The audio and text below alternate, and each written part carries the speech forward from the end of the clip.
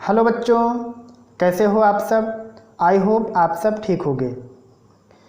आज का ये जो हमारा टॉपिक है, आज का जो हमारा सेशन है, इस सेशन में हम लोग बात करेंगे रिफ्रैक्शन की। इससे पहले के सेशन में हमने क्रमवार आपको रिफ्लेक्शन से संबंधित बातें बताई हैं। अब आज से शुरू होगा रिफ्रैक्शन यानी अपवर्तन।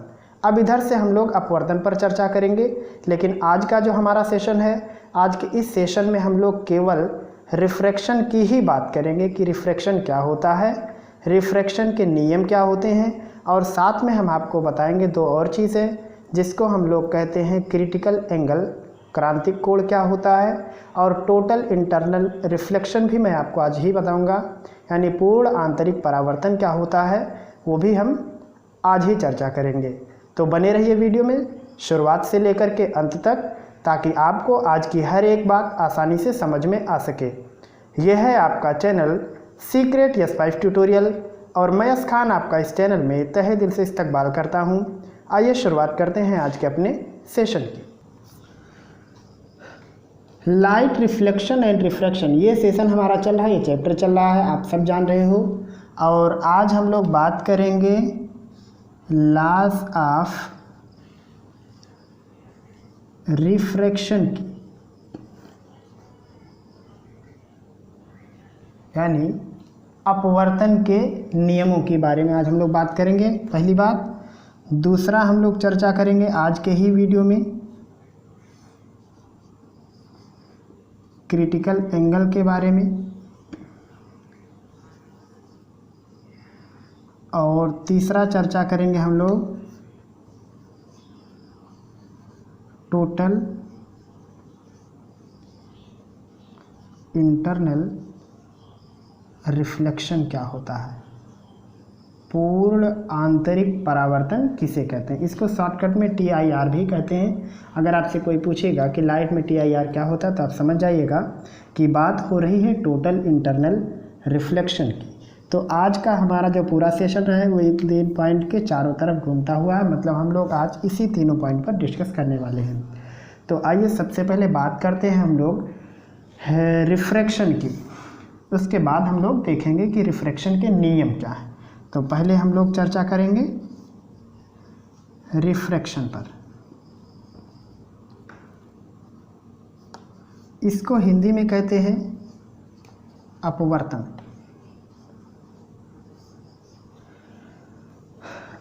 आप सबने अभी तक देखा कि रिफ्लेक्शन क्या होता है, परावर्तन। उसमें क्या होता था, लाइट वन मीडियम से जब किसी एक मीडियम के सरफेस से टकराती थी तो उसी मीडियम में वापस आ जाती थी, तो उसको हम लोग कहते थे रिफ्लेक्शन। इसमें क्या होगा, लाइट किसी एक मीडियम के सरफेस से टच करके दूसरे मीडियम में इंटर हो जाती है। जैसे सपोज़ करो कि मान लो कहीं पे पानी भरा हुआ है और उस पर आप टार्च जला रहे हो, तो क्या हो रहा है, लाइट की किरण पानी के अंदर चली जा रही है, तो इसको कहेंगे हम लोग रिफ्रैक्शन। मतलब एक मीडियम से दूसरे मीडियम में लाइट का चले जाना ही क्या है, रिफ्रैक्शन है। तो इसको हम लोग ऐसा मतलब सिंपल कह सकते हैं इसको कि पासिंग थ्रू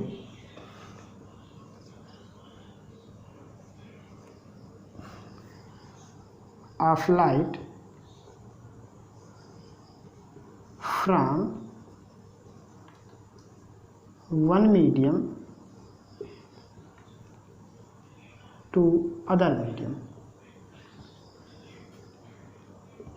किसी एक मीडियम से दूसरे मीडियम में अगर लाइट की किरण जा रही है, पास कर रही है, तो उसको हम लोग कहेंगे रिफ्रैक्शन। जैसे सपोज़ करो कि मान लो एक कमरा है और उस कमरे में बीचों बीच में एक शीशा लगा हुआ है। अब क्या हुआ, जब लाइट की किरण शीशे पर मतलब जाएगी, इंसिडेंट होगी, आपतित होगी, तो क्या होगा, शीशे से पहले जो है वो मान लो पूरा पूरा हवा भरा है, तो वहाँ पे एक मीडियम हवा हो गया। अब लाइट क्या हुआ, शीशे के अंदर जाएगी तो अब शीशा एक दूसरा मीडियम हो जाएगा। तो अब अगर लाइट हवा से शीशे में इंटर कर गई तो उसी को कहते हैं हम लोग अपवर्तन। मतलब जब लाइट की किरण या लाइट वन मीडियम से दूसरे मीडियम में इंटर हो जाती है तो उसको हम लोग कहते हैं अपवर्तन। बात आपको इतनी समझ में आ गई होगी। तो कि अपवर्तन क्या है। अब आओ हम लोग बात करते हैं कि अपवर्तन के कुछ रूल भी होंगे। अगर इसे अपवर्तन कहते हैं तो अपवर्तन का कुछ रूल भी होगा, क्योंकि बिना रूल के तो साइंस में कोई चीज़ ऐसा है नहीं कि जो बिना रूल के हो, किसी चीज़ को एक्सेप्ट कर लिया जाए। तो अगर इसको हम लोग एक्सेप्ट करते हैं तो ये बिना नियम के तो होगा नहीं। तो आइए पहले अब इस नियम की बात करते हैं, और उस नियम को कहते हैं हम लोग लॉज ऑफ रिफ्रैक्शन।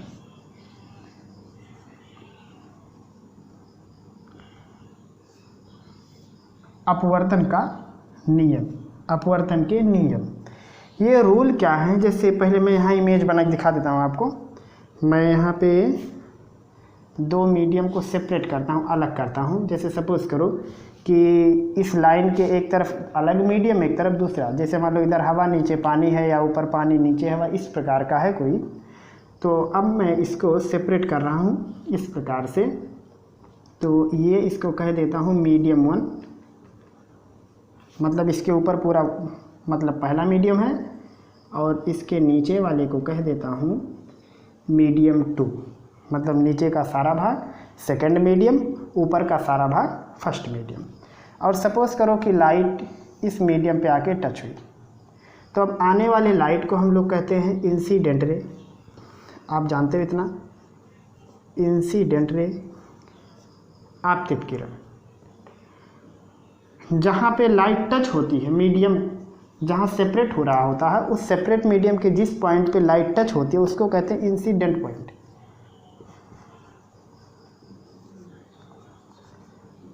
आपतन बिंदु ये हो गया। अब होता क्या है, जैसे ही लाइट किसी सरफेस को टच करती है तो हम लोग जानते हैं क्या करना पड़ता है, वहाँ पे एक नॉर्मल ड्रा करना पड़ता है।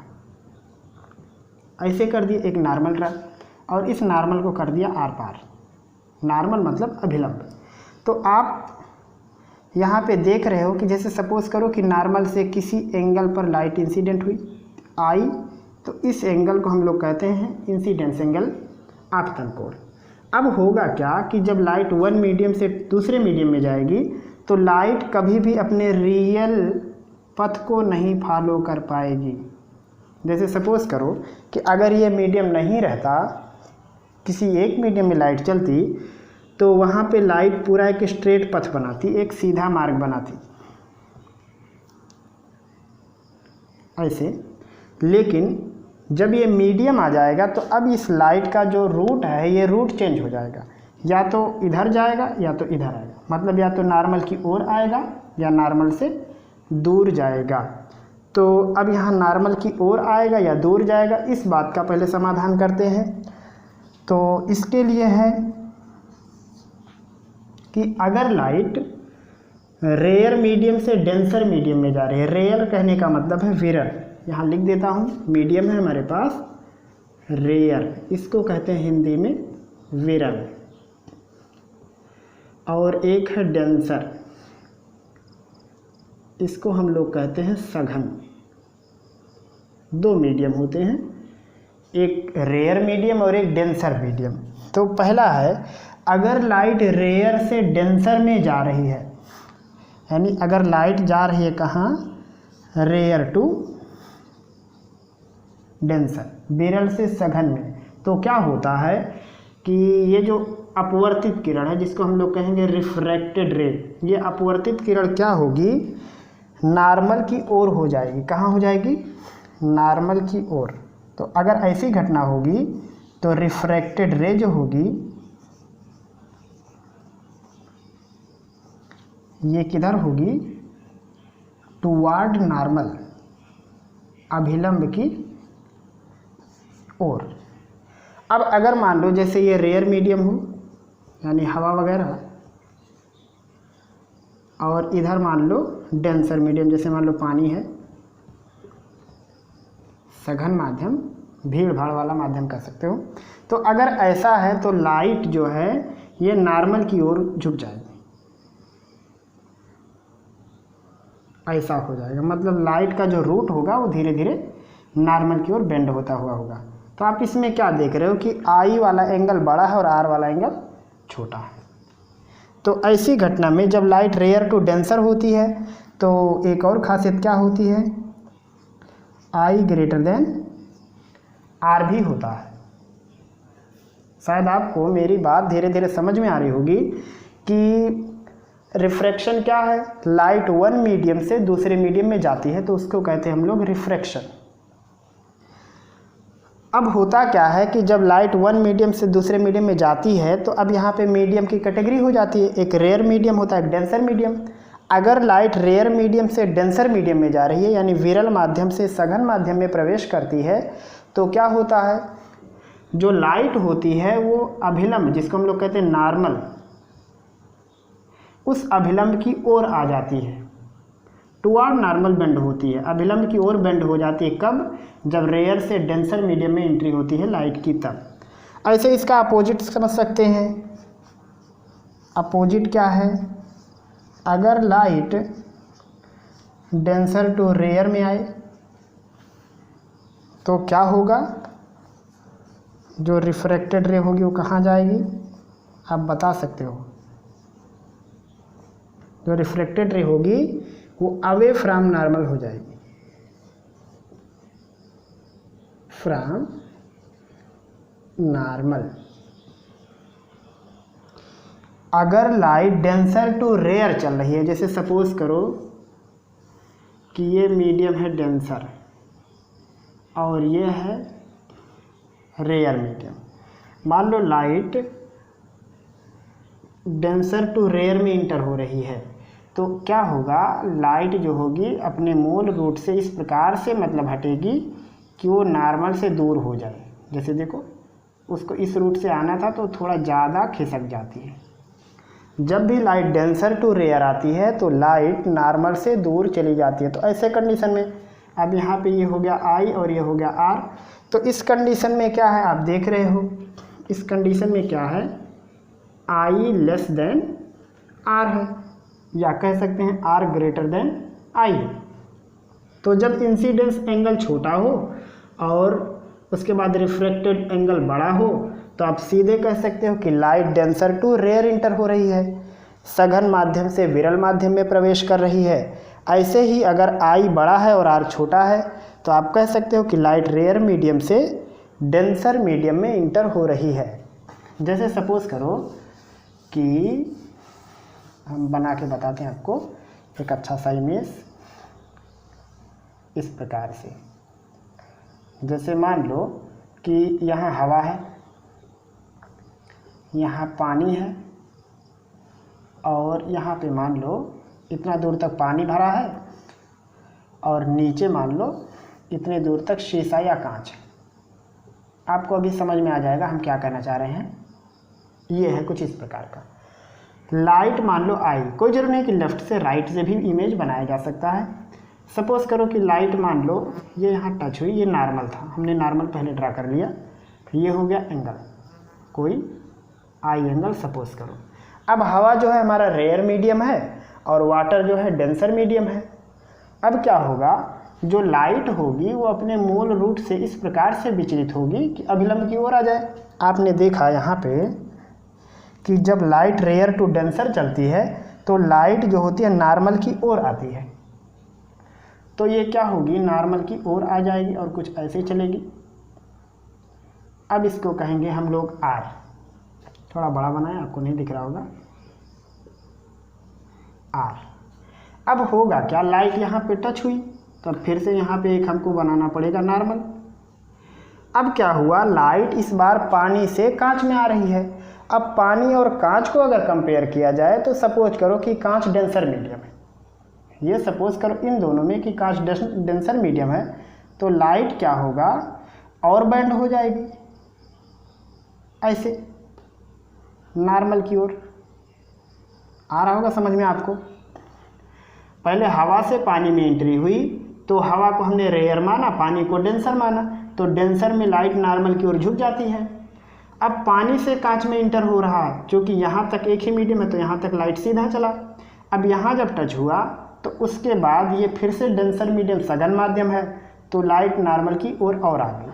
अब क्या हुआ, यहाँ हमने एक फिर से नॉर्मल बनाया ऐसे।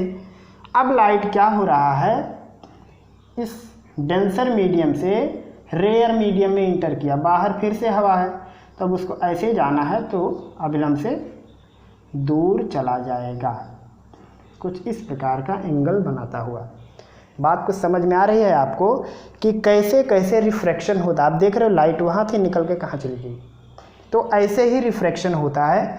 जब लाइट वन मीडियम से सेकंड मीडियम में इंटर करती है तो लाइट का जो रूट होता है वो रूट चेंज हो जाता है।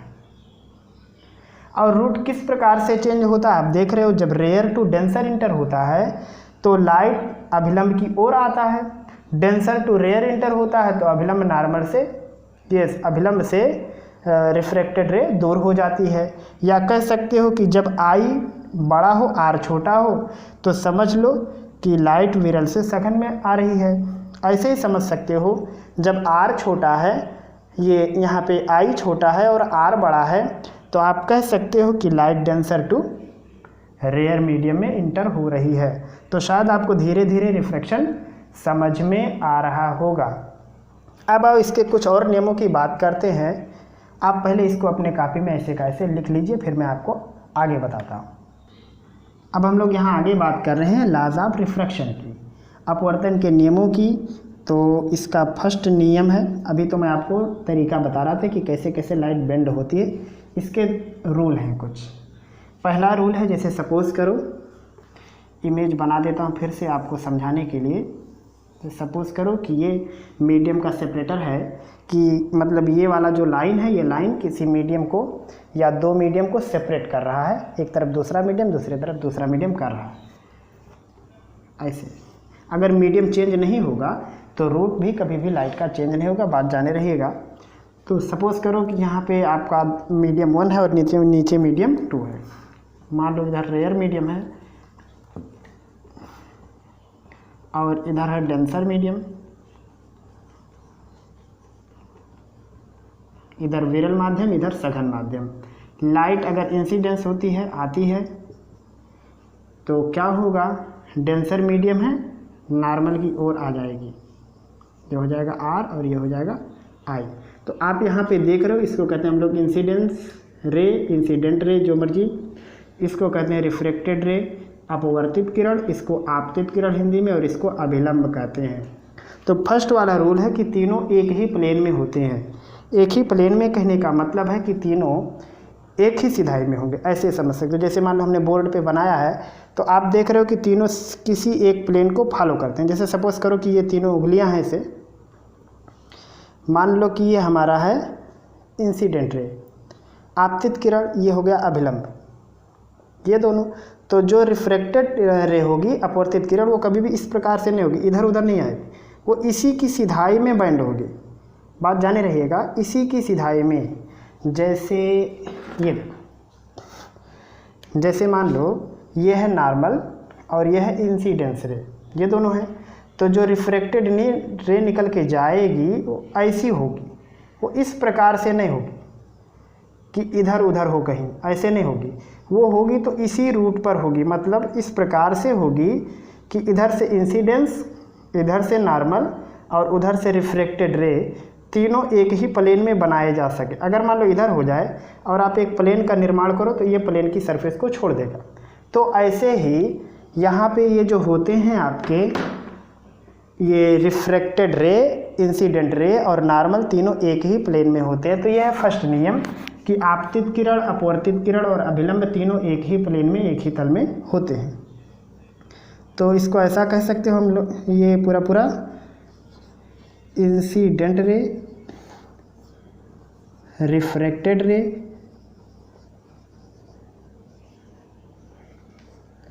And normal are in same plane, एक ही तल में होते हैं। एक ही तल कहने का मतलब भी आप समझ गए। दूसरा इसका वो देखो नियम, दूसरा नियम क्या है। दूसरा नियम ये है कि इंसिडेंस रे जो है वो नॉर्मल के साथ एक एंगल बना रही, तो उसको हम लोग कहते हैं इंसिडेंस एंगल। तो इंसिडेंस एंगल का आप ले लो साइन, यानी sine of incidence angle,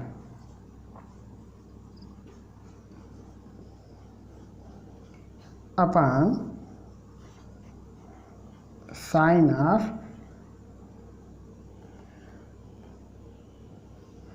refracted angle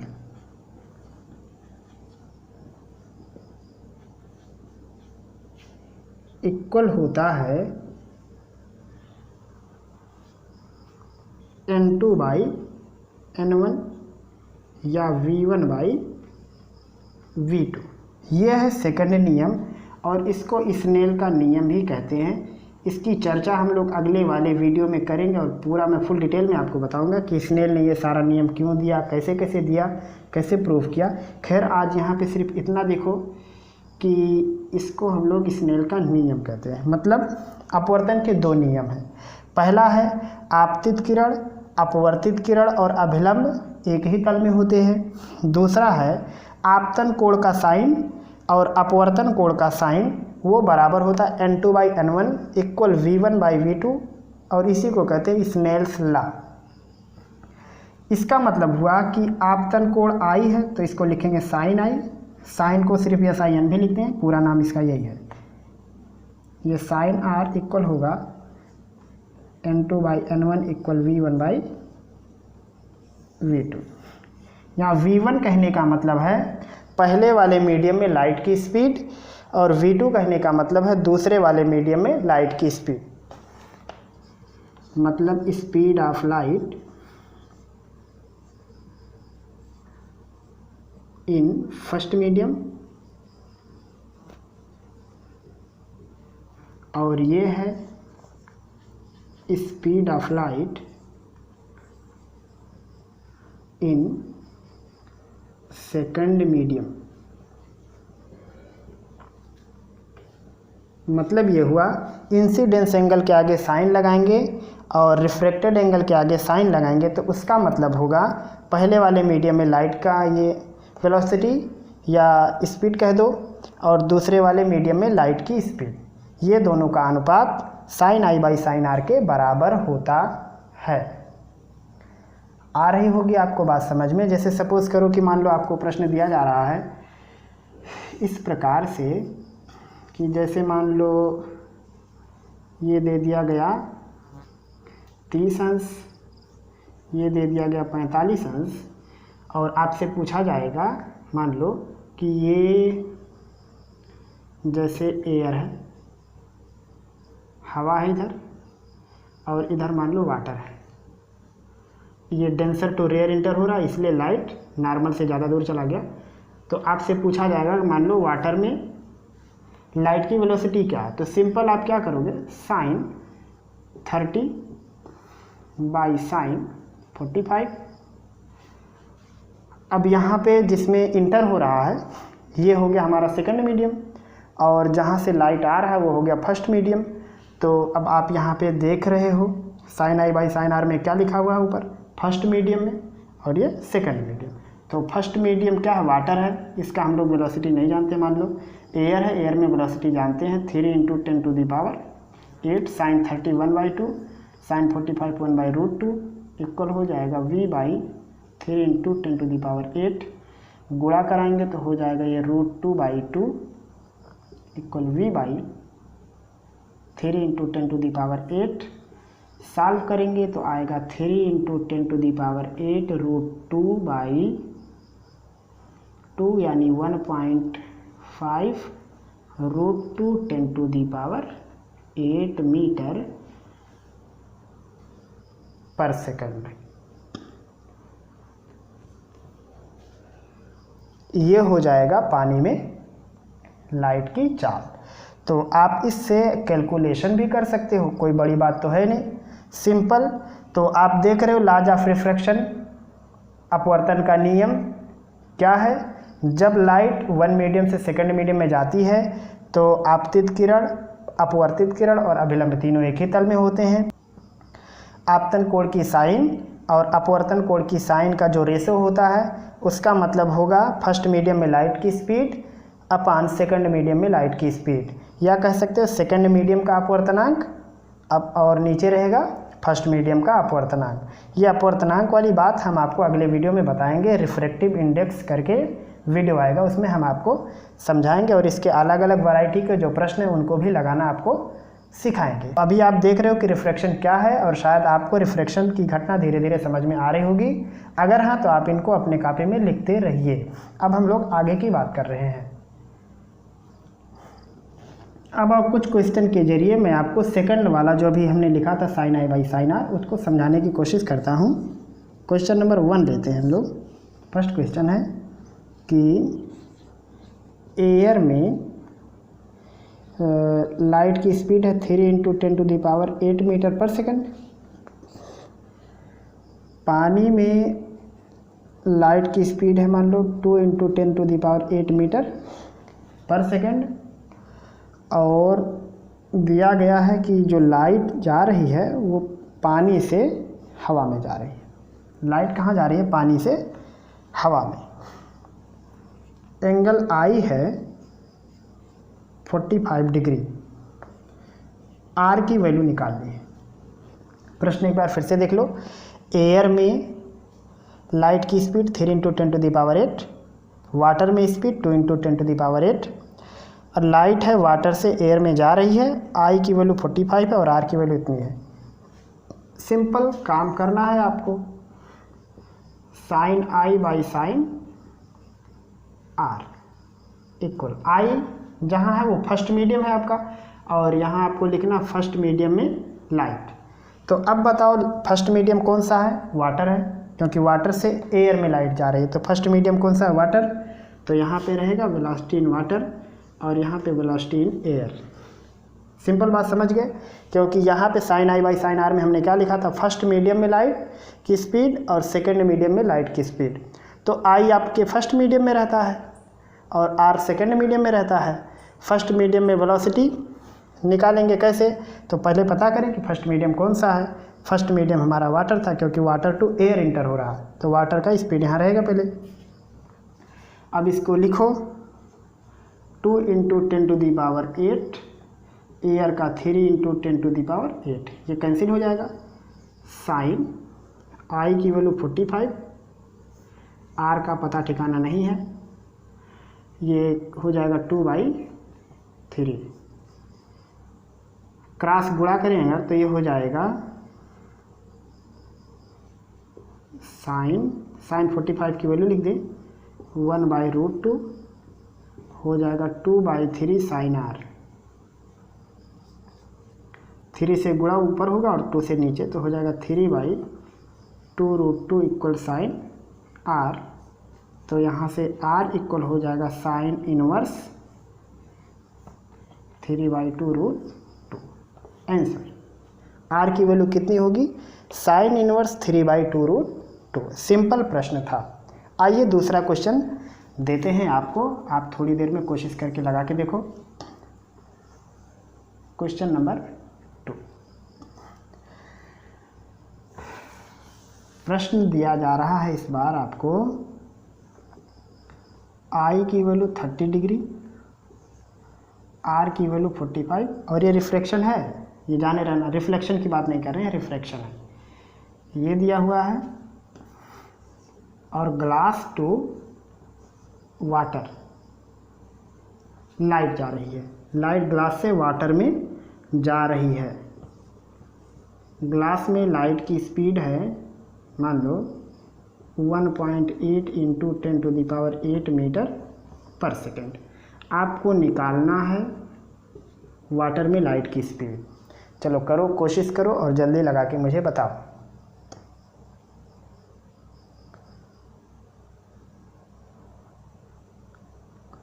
ठीक, कैसे लगाना है देखो।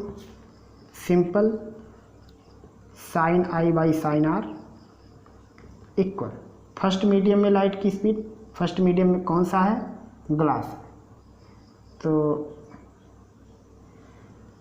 यहाँ पे ग्लास में लाइट की स्पीड आपको लिखनी है, यानी Vg/VW।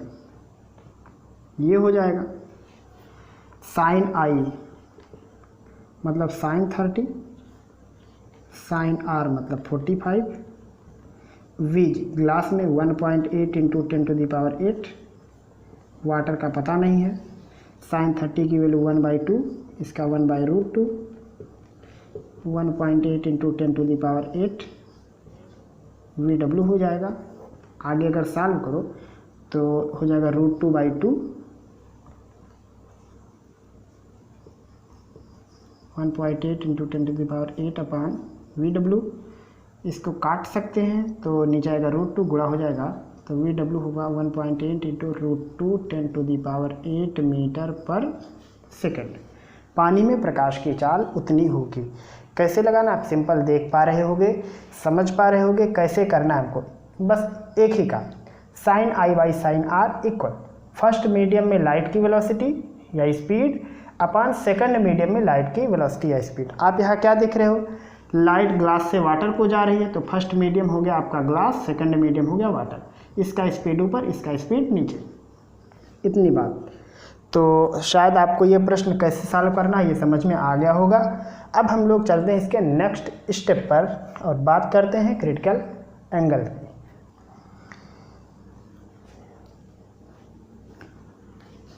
अब ये देखिए क्रिटिकल एंगल किसे कहते हैं, इसको आइए मैं आपको पहले समझाता हूँ कुछ एग्जाम्पल के ज़रिए, फिर क्रिटिकल एंगल मैं आपको बताऊँगा। जैसे फिर वही काम करते हैं कि टू मीडियम को सेपरेट करते हैं अलग अलग, मीडियम 1 मीडियम 2, एक है रेयर मीडियम और एक डेंसर लेते हैं। ऐसे आप जानते हो जब लाइट रेयर टू डेंसर जाती है तो नॉर्मल की ओर आती है और लाइट डेंसर टू रेयर जाती है तो नॉर्मल से दूर चलती है। चलो सपोज करो हम लोग लाइट डेंसर टू रेयर भेज रहे हैं, क्या होगा, लाइट जो होगी नॉर्मल से दूर हो जाएगी। नॉर्मली जब भी डेंसर टू रेयर लाइट चलता है तो लाइट नॉर्मल से दूर हो जाती है।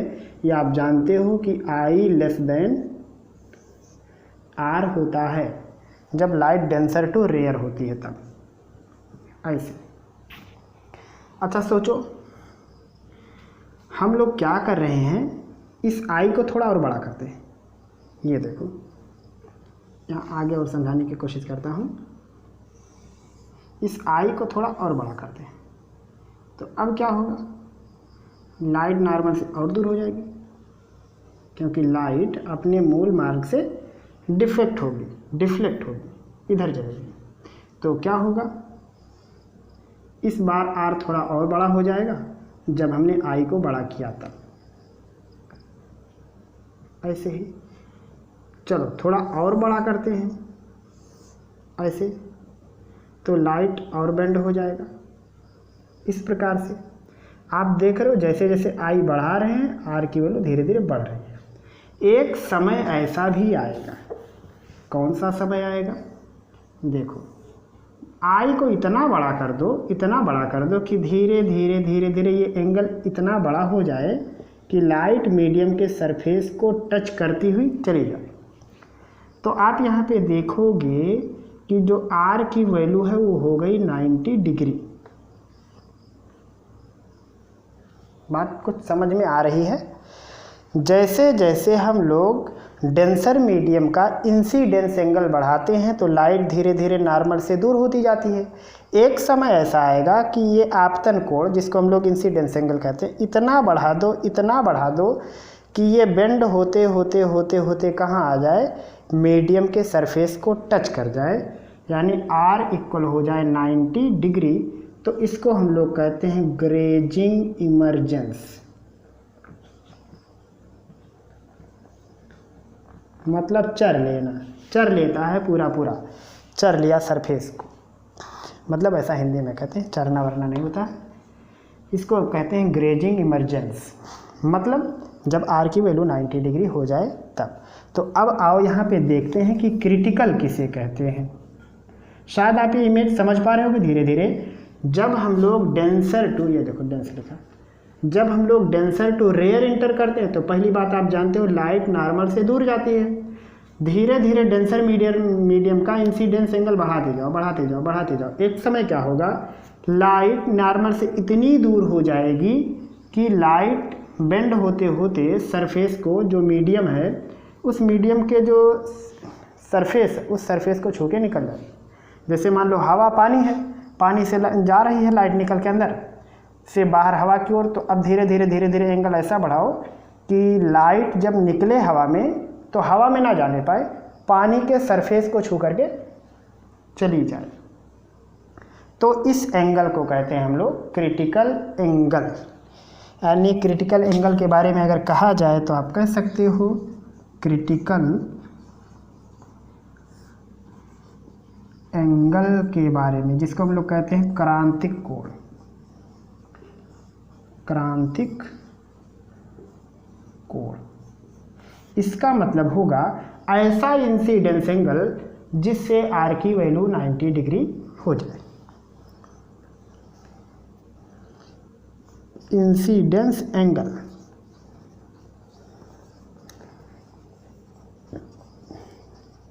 दैट मेक्स ग्रेजिंग इमर्जेंस, या कह सकते हैं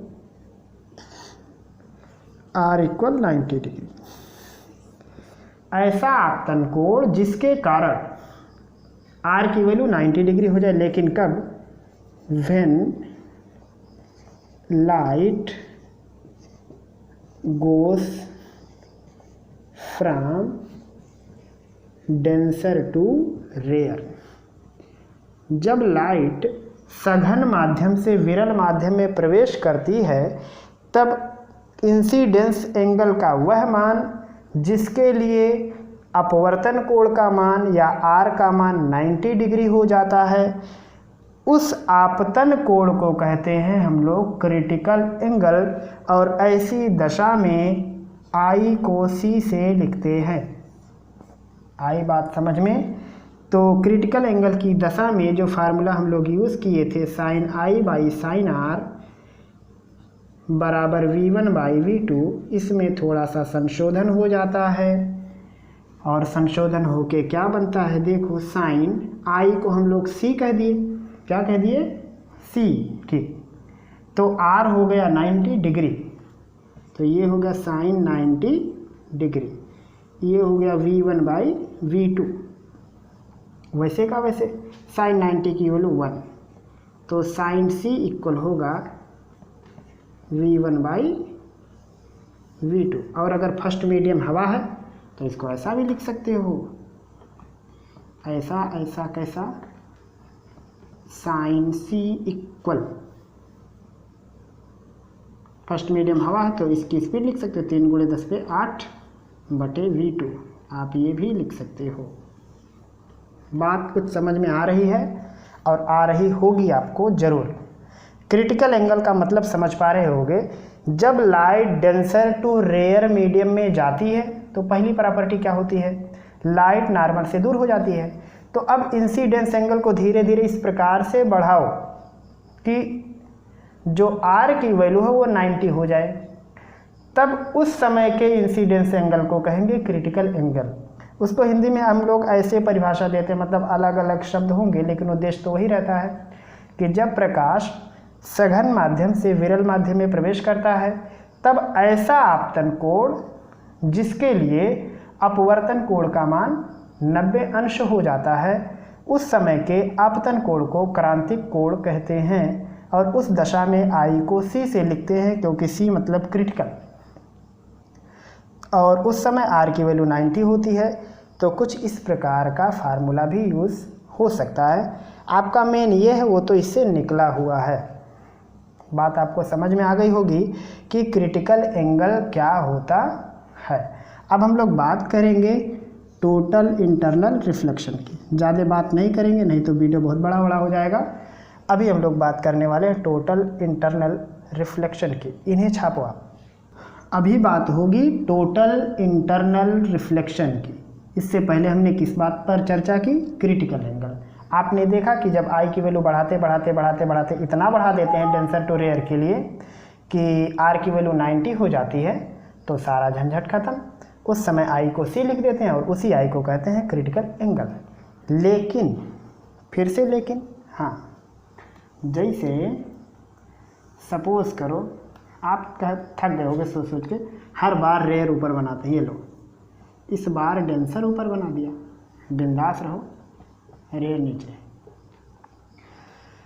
जब डेंसर मीडियम का एंगल इतना बढ़ा दें कि आर की वैल्यू 90 हो जाए, ऐसे तो इसी को तो हम लोग कहते थे आई को सी। ठीक, जब light denser to rare enter करती है और आर की वैल्यू 90 हो जाए तो आई को सी कहते हैं। अच्छा सोचो, अब आई को और बढ़ाओ, थोड़ा सा इसको और नीचे करो, यहाँ से यहाँ करो, कहाँ बना इमेज, यहाँ बना देते हैं, ये यहाँ पे आई की वैल्यू थोड़ा और बढ़ाते हैं।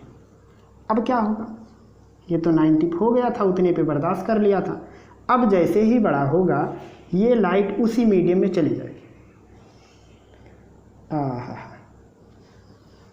उसी मीडियम में वापस हो जाएगी। तो अब रोल रिफ्रैक्शन का नहीं लगेगा, रिफ्लेक्शन का लगेगा। अब रूल इसमें अपवर्तन का नहीं लगेगा, परावर्तन का लगेगा। मतलब जब इंसिडेंस एंगल सी से ज़्यादा हो जाए, मतलब जब आपतन कोण का मान क्रांतिक कोण से ज़्यादा हो जाता है, चाहे पॉइंट में 1 डिग्री ही क्यों ना हो, बात जाने रहिए। पॉइंट अगर एंगल बड़ा हो जाएगा तो तुरंत उस पर रिफ्रैक्शन के बजाय रिफ्लेक्शन का रोल लागू हो जाएगा और जो लाइट होगी वो उसी मीडियम में वापस हो जाएगी। भले से मीडियम ट्रांसपेरेंट है तो क्या हुआ, आई बात समझ में। अपवर्तन कैसे होता है, ट्रांसपेरेंट मीडियम में, लेकिन जब denser to rare light enter करती है और डेंसर मीडियम का इंसिडेंस एंगल जब क्रांतिक कोण तक पहुंचता है तब तक तो R90 होता है, मतलब अभी वो सरफेस को छू के जा रहा है, और आई ज़रा सा बढ़ा दोगे तो ये लाइट उसी मीडियम में वापस हो जाएगी। और जब उसी मीडियम में वापस हो जाएगी तो अब बताओ, इसे रिफ्लेक्शन तो कहेंगे नहीं, इसको कहेंगे रिफ्लेक्शन। और रिफ्लेक्शन में जानते हो जिस एंगल पर आता है उसी एंगल पर वापस भी हो जाता है। तो यहाँ टोटल इंटरनल रिफ्लेक्शन का मतलब ये है कि जब लाइट डेंसर टू रेयर में इंटर करती है और आपतन कोण का मान सी से ज़्यादा हो जाता है तो उस समय रिफ्रैक्शन नहीं बल्कि रिफ्लेक्शन होने लगता है। तो यहाँ लिख देते हैं, when light goes from denser to rare and incidence angle is greater than critical angle,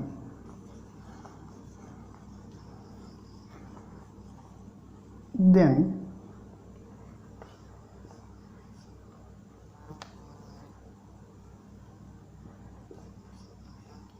total internal reflection phenomena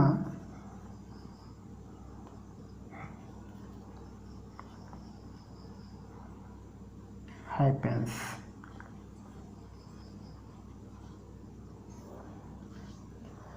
जब light denser to rare medium में इंटर करती है और इंसिडेंस एंगल का मान क्रांतिक कोण से ज़्यादा हो जाता है, उस समय जो टोटल इंटरनल रिफ्लेक्शन की जो घटना होती है वो जन्म ले लेती है। जब भी क्रांतिक कोण से ज़्यादा का आपतन हो जाएगा तभी जाकर के टोटल इंटरनल रिफ्लेक्शन होता है, तभी जाके परावर्तन होता है। अन्यथा जब I इक्वल सी होगा तो R 90 डिग्री होगा। I की वैल्यू मतलब जब C से छोटी होगी तब तक तो रिफ्रैक्शन होगा। ये यहाँ लिख देता हूँ आपको समझाने के लिए। जब I की वैल्यू C से छोटी होगी तो क्या होगा, रिफ्रैक्शन। जब I की वैल्यू C होगी तो क्या होगा, ग्रेजिंग इमर्जेंस।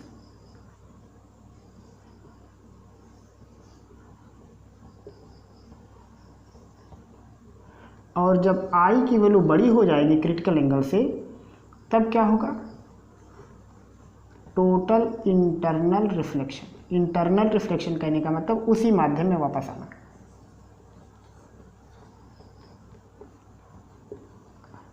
और ये घटना कब होती है, ये दोनों घटनाएं होती हैं डेंसर टू रेयर मीडियम के लिए।